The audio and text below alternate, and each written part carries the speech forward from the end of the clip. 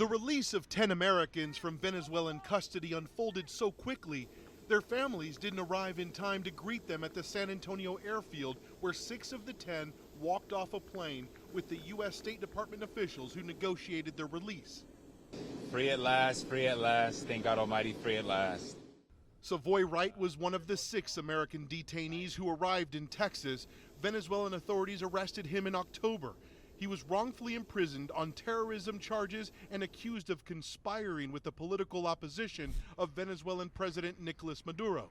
Wright says he was kidnapped by Venezuelan authorities and held for ransom. Did you think you were going to see this day anytime soon? I didn't know if I would ever make it out. And it's really scary to be in a place where you're used to having freedoms and you're locked into a cell, sometimes with 4 other people, a very tiny cell. And to realize, am I ever going to get out of this? Roger Carstens is the U.S. government's special presidential envoy for hostage affairs and was part of the extensive team involved in negotiating the prisoner release. We left with everyone right now. There are no more Americans left in Venezuela that are being held in the prison facilities.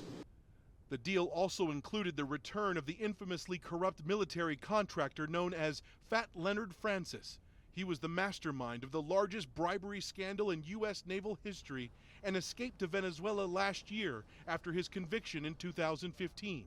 In exchange, the U.S. agreed to return Alex Saab, a close ally of the Venezuelan president who was facing prison time in the U.S. on corruption and money laundering charges.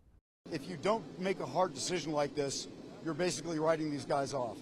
Because the other side never asked for something easy. I'm incredibly grateful. I'm sorry, I can't even speak. Avon Hernandez was wrongfully imprisoned in Venezuela for 630 days. He says he was held in a makeshift prison and endured psychological mistreatment. So they keep you there in inhumane conditions, and they make your life a living hell. They do everything in their power for you to lose that peace and to try to make you go crazy. Despite this, Hernandez says he doesn't harbor any anger or hatred to those who imprisoned him, and he hopes the U.S. and Venezuela can come to discover peaceful relations. All you think about when you're in prison is how you didn't appreciate being free while you were free.